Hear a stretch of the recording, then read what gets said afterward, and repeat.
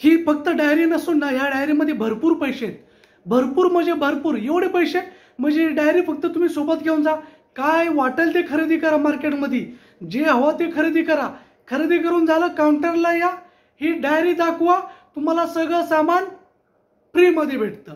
म्हणजे पैसे द्यायची गरज नाही, त्यावेळेस कॅशची झंझट मारी नाही. असं का होतं, तर त्याचंच उत्तर तुम्हाला आजच्या व्हिडिओत भेटेल. व्हिडिओ पूर्ण बघा. राम राम मंडळी, कशात मजेत आहात ना? मजेत असायलाच हो. तुमचा भाऊ रवी रंडे घेऊन आला एक नवीन व्हिडिओ. तर होय, आजच्या व्हिडिओ तुम्हाला अशी गोष्ट पाहायला मिळेल ना, जी आपण इंडियामध्ये अनुभवतो, जी आपण आपल्या मुंबईच्या गल्ली गलीमध्ये जे अण्णा लोक असतात, मी एक्झाम्पल देतोय, कोणाचंही किराणा मालचं स्टोअर असेल, त्या स्टोअरमध्ये आपण ज्या प्रकारे उधारी करतो, आजकाल लिहिलेलं असतं उधारी बंद, परंतु मुंबईमध्ये काही ठिकाणी अजून सुद्धा उधारी चालते, तशीच दुबईमध्ये सुद्धा चालते. कशी? तर एक डायरी पद्धत कशी आहे त्याचं उत्तर तुम्हाला आजच्या व्हिडिओत भेटेल. त्यासाठी पूर्ण बघा. Let's see. ओके, तर मंडळी काय असते माहिती आहे का? दुबईमध्ये फॉर एक्झाम्पल तुम्ही एखाद्या सुपर मार्केट असतं, छोटंसं सुपर मार्केट, समजा तुमचा कॅम्प आहे, जे कॅम्पच्या ठिकाणी राहतात, म्हणजे ज्या ठिकाणी मोस्टली लेबर लोक जास्त करून राहतात, त्या ठिकाणी अशा प्रकारचे आपल्याला सुपर मार्केट पाहायला मिळतात, शॉप पाहायला मिळतात, जे अशा प्रकारची डायरी एक्सेप्ट करतात. डायरी म्हणजे काय की तुम्ही तिथे जा, शॉपिंग करा, जे हवं ते खरेदी करा, काउंटरला या, ही डायरी दाखवा. ही डायरी म्हणजे नक्की काय असतं तर ते तुम्हाला मी थोडक्यात एक्सप्लेन करतो. ही डायरी असते आणि हा जो स्कॅनर आहे ना, स्कॅनर असतोय त्या ग्रोसरीचा, त्या शॉपचा, जिथे आपण खरेदी करायला जातो, किंवा जे ह्या डायरीचे ओनर आहेत समजा, म्हणजे ज्यांनी डायरी बनवली, कोणासाठी तर आपल्यासाठी, तर इथे अशा प्रकारची अमाऊंट लिहिली जाते डेट वाईज. म्हणजे डेट 1 आजच्या दिवसामध्ये आपण काय खरेदी केली, उद्या गेलो परत तर उद्या काय खरेदी केली, असं डेट वाईज लिहिलं जातं त्या डायरीमध्ये. तुम्ही पाहू शकता ह्याच्यामध्ये. आणि ज्यावेळेस ना आपण पैसे पे करू ना, त्यावेळेस बघा हे अशा रिसिव्हचा स्टॅम्प मारला जातो. म्हणजे फॉर एक्झाम्पल ती 1 महिन्याची डायरी असते, 1 महिन्याचा टाइम पिरियड असतो. समजा तुम्ही 1 महिन्यामध्ये 500 दिरहमची खरेदी केली ना, मग त्यावेळेस तुम्ही जाल ना पेमेंट करायला, त्यावेळेस 500 दिरहम जमा करायचे आणि ते रिसिव्हचा स्टॅम्प करतील की बाबा एवढी अमाऊंट आम्हाला या व्यक्तीकडून या महिन्यामध्ये भेटली. मग आपला आणि त्यांचा ह्या महिन्याचा बोलताना एक प्रकारचा हिशोब सगळा क्लिअर झाला, म्हणजे आपण उधारीवरती 1 महिना जेवण खाऊ शकतो.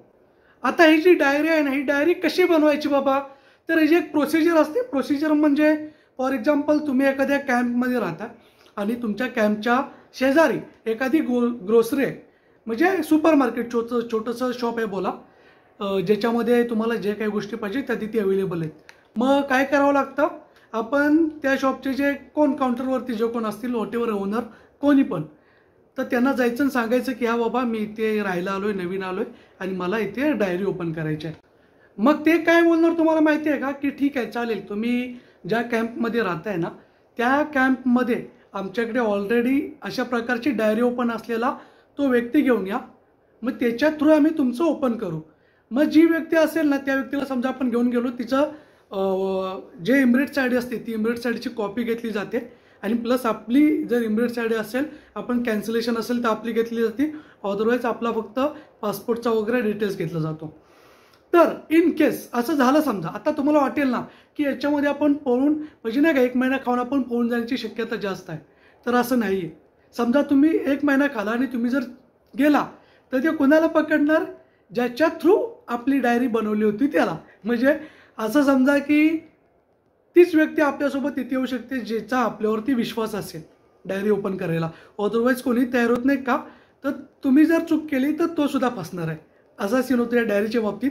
पण चांगली गोष्ट आहे, ही गोष्ट कोणासाठी चांगली आहे, जे समजा नाही का ज्यांना सॅलरी टू सॅलरी पैसा येतो ना, त्या लोकांसाठी. मग ते काय करतील, बाबा चला पैसे आले ना, घरी पाठवले, मग महिनाभर ते खर्च करतील ह्याच्यातून डायरीतून आणि परत सॅलरी आली की त्यांना देतील.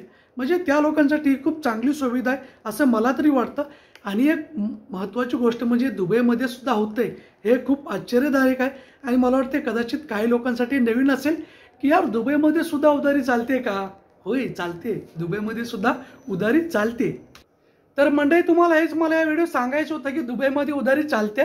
जर काही लोकांसाठी कदाचित हा नवीन टॉपिक असेल असं मला वाटते, आणि कदाचित मी मला वाटते पहिल्यांदाच बघतोय की दुबईमध्ये उधारी चालते याच्यावरती एक व्हिडिओ आहे आणि आपण तो बनवला आहे. आपण फर्स्ट कंटेंट असेल हा व्हिडिओचा.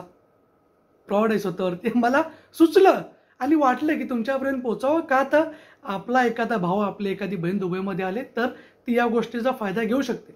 जर व्हिडिओ आवडला असेल तर हा व्हिडिओ जास्तीत जास्त लोकांना शेअर करा आणि आपल्या चॅनल सबस्क्राईब करा. भेटू अशा एका तोपर्यंत टाटा बाय बाय, सी यू.